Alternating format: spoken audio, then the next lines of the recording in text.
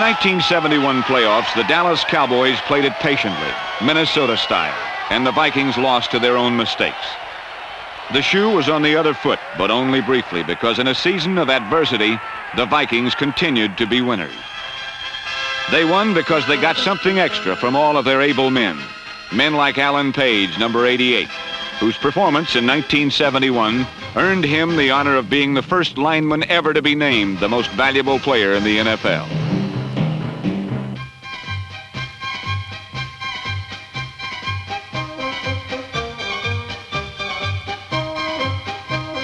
While Page played with matchless ability, Bob Grimm was the little engine that could, picking up a ton of slack after the injury to Gene Washington. After the season, Grimm was a part of the trade for Fran Tarkenton, and to his credit, it was as much his Viking attitude as his ability that made him attractive to the New York Giants. An attitude that spans an unbroken line from the original Viking, Grady Alderman, to their newest All-Pro, Ron Yeri.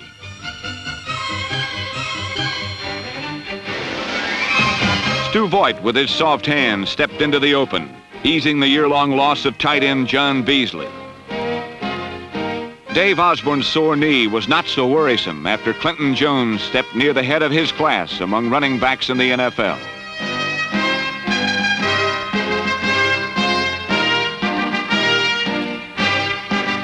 "1971 produced a list of young achievers: Charlie West, Bobby Bryant, Carl Gersbach, Ed White, Bob Lee.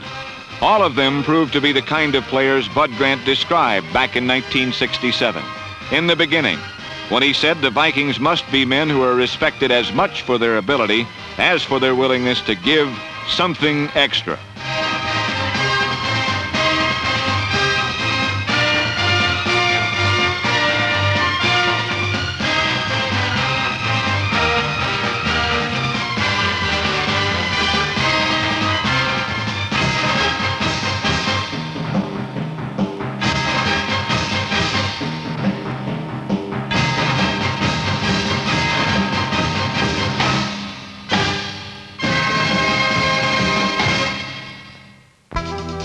Usually, durability refers to a season, in the stretch, or to a career. But in the Monday night opener at Detroit, it was durability that won the Vikings' most important game, the first one. Minnesota was in trouble and trailing 13-0. But even so early in the season, durability had taken roots, and the Vikings began coming back.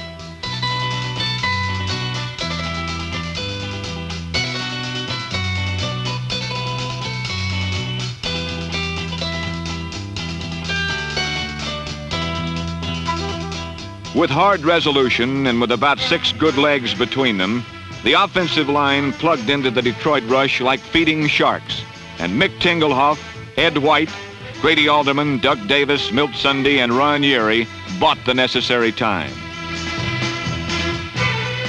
Quazzo spent it prudently, getting the Vikings on the board before halftime. Bob Grimm, Ed White, and the other stand-ins were proving their worth.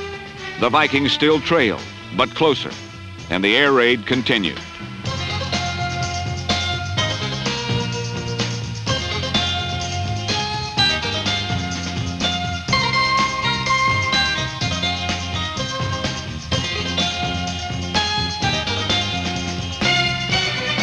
Late in the fourth quarter, Fred Cox tied the game. The game breaker came from Bill Brown. Although the 10th leading lifetime rusher in the NFL did not carry the football that night, he hung Lem Barney high enough for Carl Kasulke to splatter it loose. And it was an old pro's willingness to go on special teams that represented the difference between the Vikings and the Lions on opening night.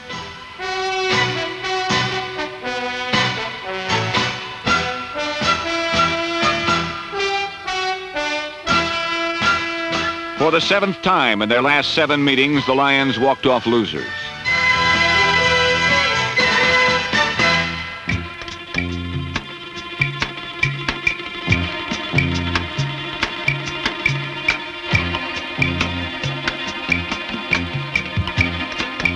The next week, Bob Grimm rolled through the Bears for 58 minutes. But the seldom smile was lost when Kent Nix hit Dick Gordon twice for touchdowns in the final minutes.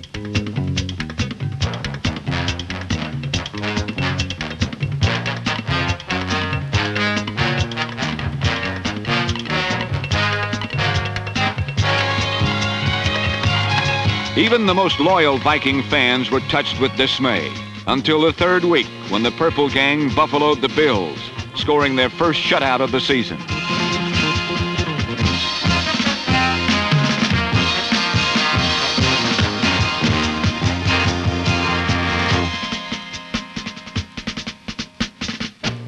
In Philadelphia, the Vikings continued their attention to the 100 tiny details that win football games.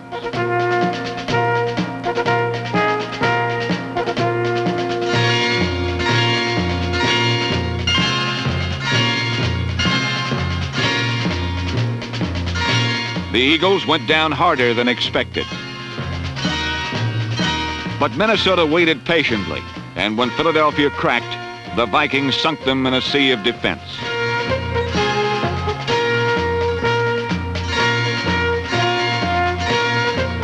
While the Philadelphia win was most satisfying for the ex-Eagle Carl Gersbach, it was in the fifth game at Green Bay that number 56 began to look like a steal from the waiver grab bag.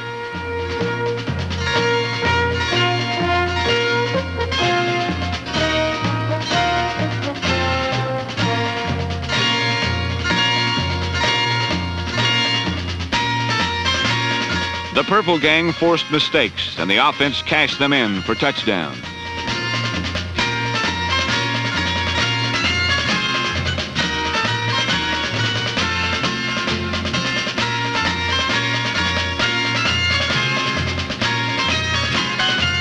After the game, when Bud Grant spoke to the battered assemblage, he said, "Today we played Viking football." And the Vikings had turned the corner just in time, for next they played the world champion Baltimore Colts before a Monday night television audience, in a game the Colts wanted dearly to win.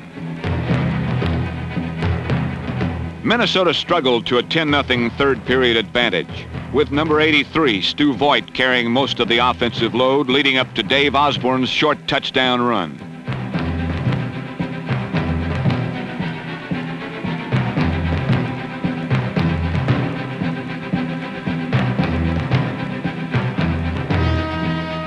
From then on, Baltimore took charge of the football, but the Purple Gang kept control of the game.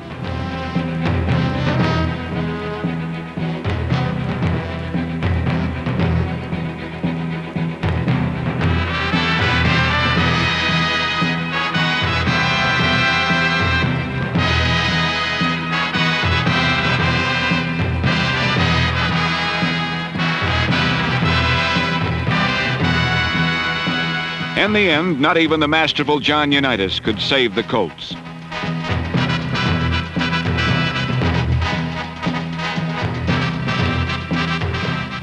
And Coach Grant was getting so used to these Monday night hair raisers that he ventured to look over his shoulder, and he got a scare. It was Halloween in New York, and the Giants were acting like giants. Until the final minute, when Norm Snead and Bob Grimm combined for the Vikings' 6th win in 7 games. But Grant's frightful premonition came true the following week, when the Vikings dropped a game to the 49ers by a thin margin.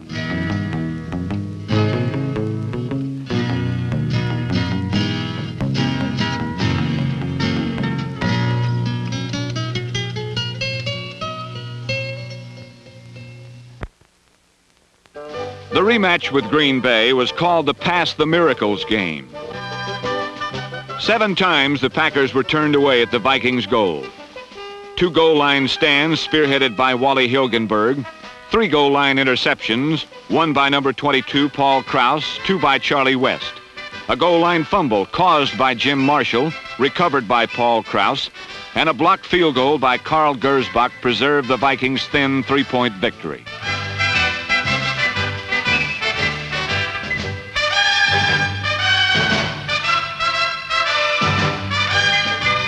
It was Minnesota's 3rd shutout in 9 games, and some called it lucky. But in pro football, you've got to get good before you get lucky. And in Minnesota, miracles are made of muscle.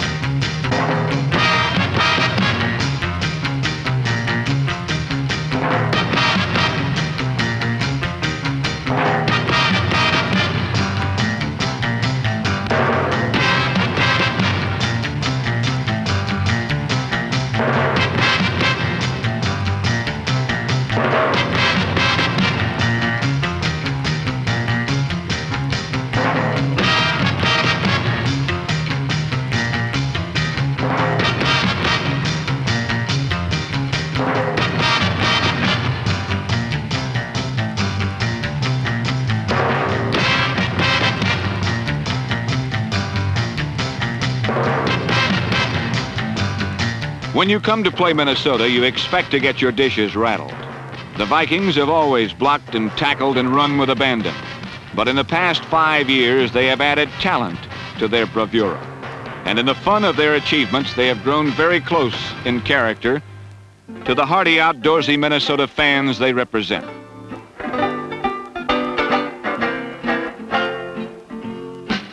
While the game has grown elsewhere as a spectacle in Romanesque proportions,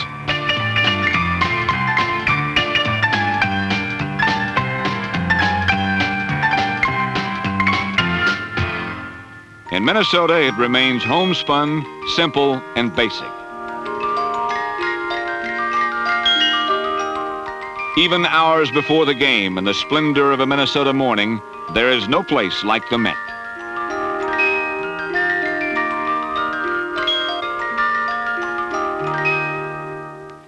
Although the styles vary between cities, it's the athletes that make the difference on the gridiron.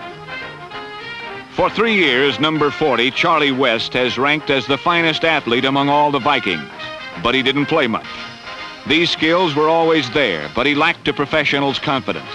This year, West seized his chance and won his spurs as one of the Purple Gang.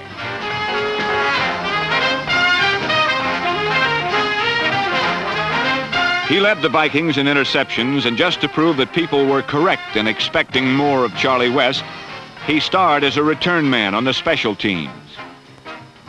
And now that he knew he had it, Charlie West flaunted it in New Orleans, leading the Vikings to their 8th win of the season.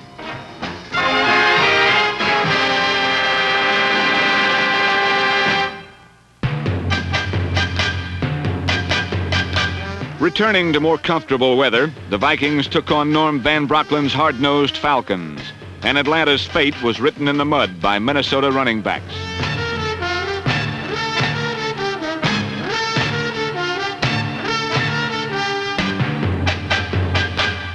Bill Brown scored 2 touchdowns, and in the joy for that old pro's return to glory, it was widely overlooked that Clinton Jones gained 155 yards.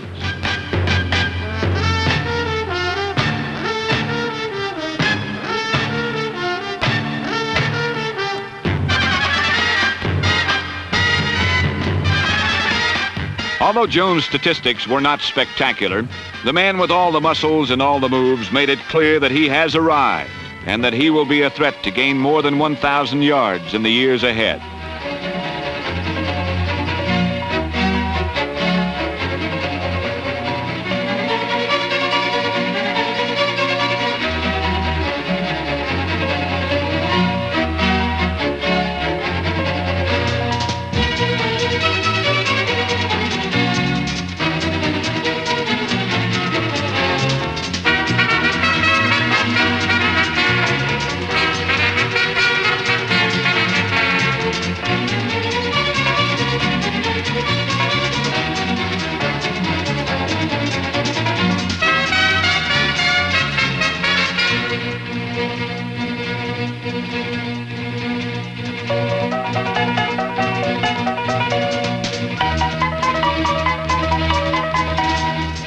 The Bears' Dick Butkus has remarked that the only 2 tough backs in the league are Bill Brown and Dave Osborne.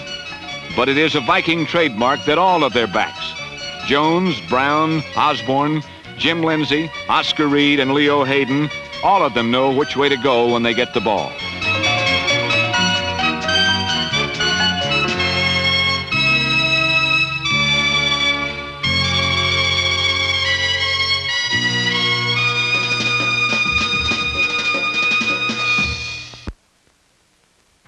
A loss in San Diego set up a showdown with the Lions in the 13th game of the season.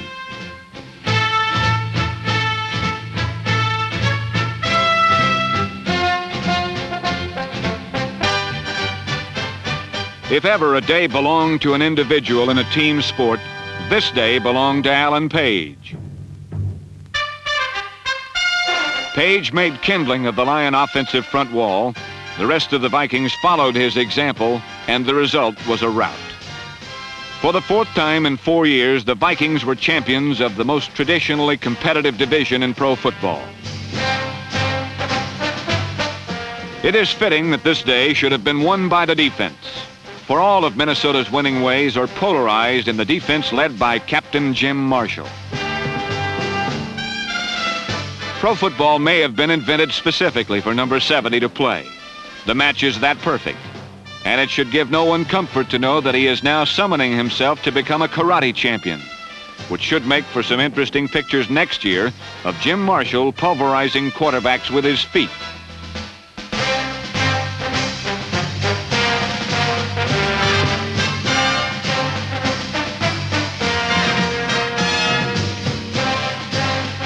Carl Eller is the Vikings' menacing all-pro marvel at left defensive end. What is overlooked is that among all the Vikings, Eller is the brightest and most intense student of the game.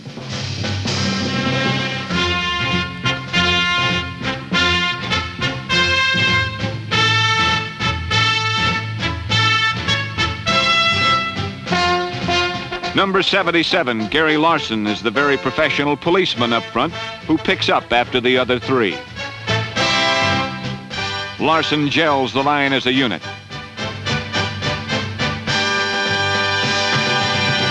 And together, inside and out, they are the best in the business.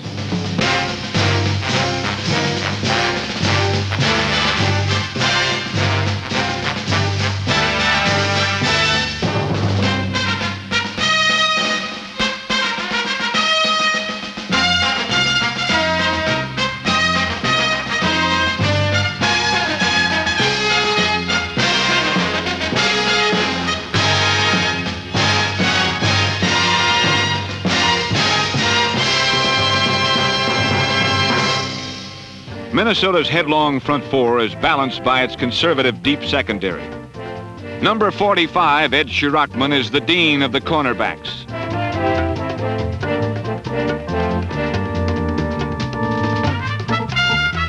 The second senior citizen in the secondary is combative Carl Kasulke. Paul Krause is the cleverest of the deep defenders, and he is sixth for a lifetime among all interceptors in the NFL.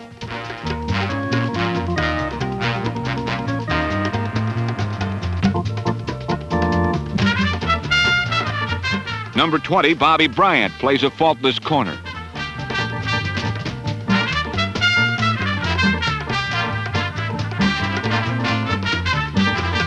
And Charlie West, the consummate athlete, is accomplished at all spots in the secondary.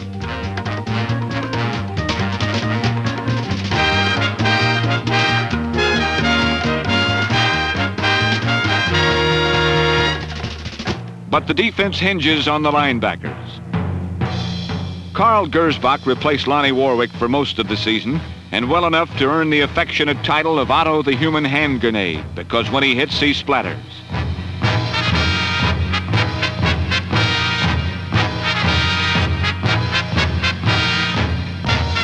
Number 58, Wally Hilgenberg, was another gem from off the waiver list who has done steady time for the Vikings since 1968.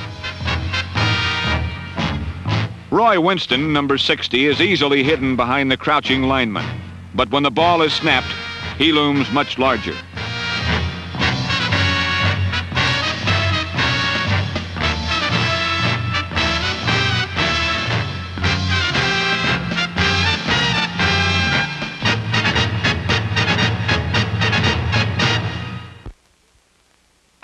In the 14th game of the season, the Vikings ate up the Chicago Bears.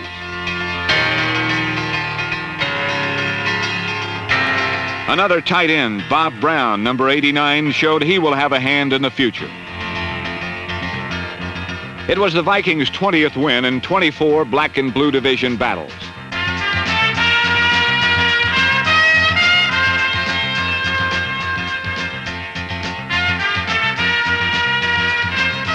And all in all, everybody had a hand in the victory, which is the way Bud Grant likes it. A football team for Bud Grant is a 40-man Ways and Means committee meeting for the purpose of finding new ways to win football games.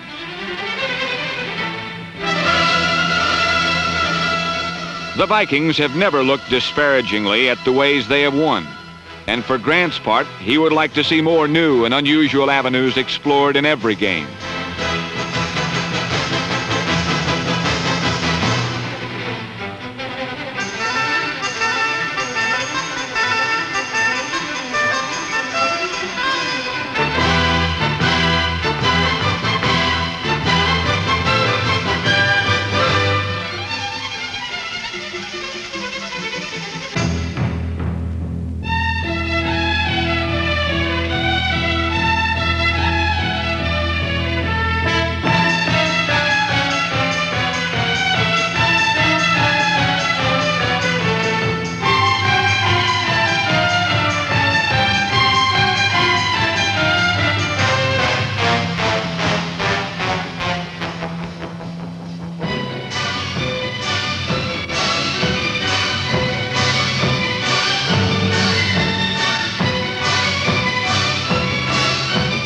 For 1972, the king of the improvisers returns to take the reins of the now mighty Minnesota Vikings. When Fran Tarkenton left the Vikings in 1967 in return for Clinton Jones, Bob Grimm, Ron Yeri, and Ed White, both he and the Vikings lacked the necessary maturity to be a winner in the NFL. But now reunited in their prime, it is thought that Bud Grant's Ways and Means Committee may extend its schedule this year to include Super Bowl VII.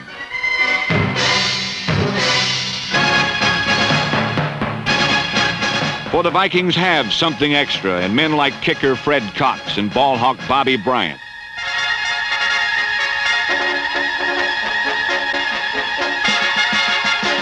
Fred Cox, like Mick Tingelhoff and others, made it with the Vikings on a second try because they refused to quit.